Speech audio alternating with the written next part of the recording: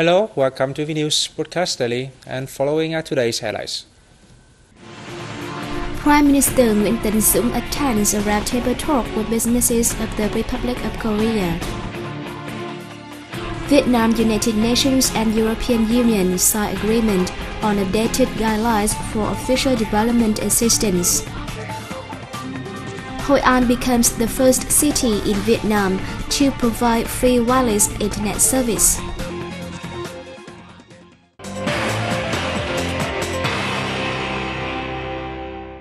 Party General Secretary Nguyễn Phú Trọng had a meeting with the Standing Board of the Theoretical Council of the Communist Party of Vietnam Central Committee in Hanoi on March 20th.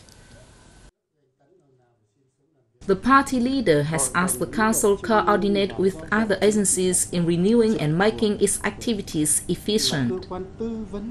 He affirmed the Politburo and Secretariat always attach importance to work on political theory with a view of improving the party's leadership. The party chief urged the council's members to research and study results obtained both domestically and internationally to provide better practical consultancy to the party's Politburo and Central Committee. Theoretical Council Vice Chairman Phùng Hữu Phú reported on the Political Science Research Program for 2011-2015, which focused on the revision and supplementation of the 1992 Constitution. He spoke of the Council's detailed 2012 working plan, which would deal with state-owned enterprises' role in the socialist-oriented market economy, comprehensive renewal of education for human resource training quality, science and technology development for national industrialization and modernization, as well as international integration. President Trương Tấn Sang received Australian Foreign Minister Bob Carr in Hanoi on March 28th. During the meeting, Sang said Vietnam and Australia should take advantage of the free trade agreement between the latter, ASEAN and New Zealand, to boost bilateral economic cooperation, especially in food safety and hygiene, natural resources and energy exploitation. He urged both sides to complete targets for the Vietnam-Australia Action Plan 2010 to 2013, as well as prepare contents for the coming period. While highly valuing Australia's official development assistance to Vietnam, the President called on the country to continue its support of Vietnam's standpoints and viewpoints and help in its confirmation as a reliable and responsible international partner.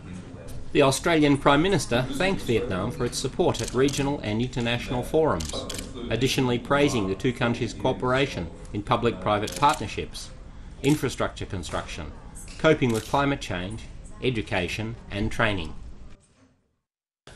Prime Minister Nguyễn Tấn Dũng has affirmed Vietnam's support for businesses from the Republic of Korea to increase investment and economic cooperation in infrastructure, high-tech processing and manufacturing technology, green growth and clean energy use.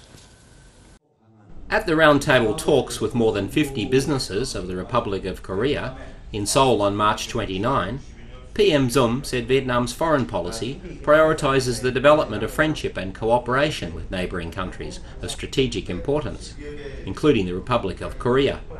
ROK businesses spoke highly of Vietnam's large workforce and its economic development potential. The Republic of Korea now has 3,000 investment projects in Vietnam, totaling $24 billion, and is a major ODA provider for Vietnam, with two-way trade reaching $18 billion in 2011, he said.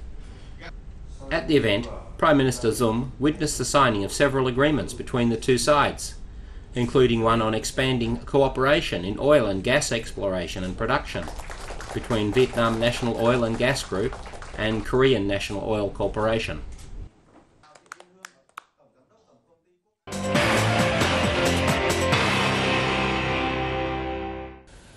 On March 20th, the Ministry of Planning and Investment of the United Nations and the European Union signed an agreement on updated guidelines for official development assistance.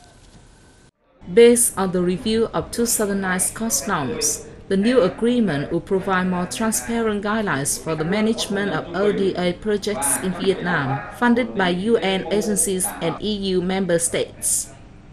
The cost norms covered remuneration for project staff and consultants, as well as translation, travel, meeting costs, and other related expenses. Ongoing projects will be revised to take the financial changes into account. The financing will be market-oriented and flexible in order to attract high-quality human resources and encourage development cooperation. The guidelines will also be reviewed periodically to ensure the norms follow market prices. The EU pledged to give about $1 billion in ODA to Vietnam this year. Vietnam posted an economic growth of 4% in the first quarter of 2012. This growth rate is slower than the figure of the same period in many previous years. According to the Ministry of Planning and Investment, this was the lowest rate since the first quarter of 2009, which saw a rise of 3.1% after being seriously affected by global financial crisis. In the first quarters of 2011 and 2010, the country enjoyed a growth of 5.57% and 5.84% respectively. The agroforestry and seafood sector saw a growth of 2.8%. The industry and construction sector rose by 2.9% and the service sector 5.3%. The ministry also said that the index of industrial production in the first quarter increased by only 4.1% in comparison with a rise of 9.3% in the first quarter last year.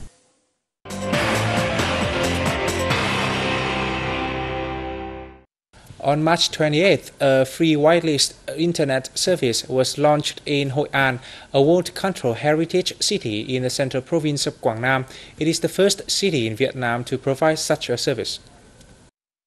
The move will help local businesses save on internet charges and provide infrastructure to attract more domestic and foreign tourists to the locality, contributing to popularizing the city's tourism reputation in Vietnam. The Wi-Fi system will familiarise visitors with access to information on activities. With 350 internet stations in the first phase, the service will be expanded to other areas where foreign tourists, especially local residents, are present. The project was jointly carried out by the Vietnam Data Company and the Provincial Department of Information and Communications at a total investment of 25 billion Vietnam dongs. Anyone wishing to use the service can visit www.HOIANnet.VN for more information. A cartoon symbolizing the extinction of the rhino won top prize at the third Thể thao Văn hóa Sports and Cultural Newspapers Press Caricature Competition, which this year focused on the environment. Hanoi-based TRUYnh was granted the Bamboo Dragon Cup for his Men Gep Nhok upside-down piece at the award ceremony on March 28. The rhino cartoon was made in many parts, with the piece representing the rhino's head placed upside down. It was designed to remind people of the fact that the rhino is now extinct in Vietnam. The competition received support from the Danish Embassy through its Cultural Development and Exchange Fund. Vietnam is among the countries suffering the most from pollution and environmental damages, making it very important to focus on the problem. Launched last November, the organising board received nearly 500 entries from amateur and professional painters throughout the country.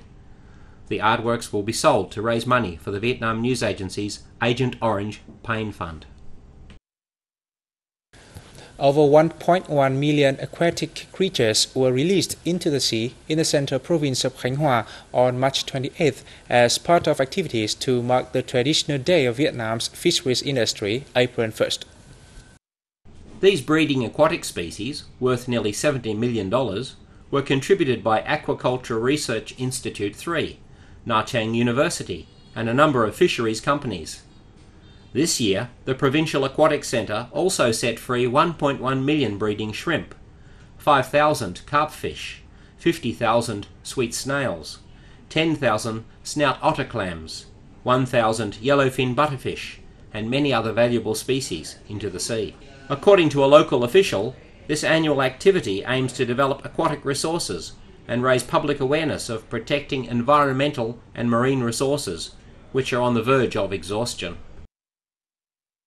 And that comes to the end of the news today. Thanks for watching and see you next time.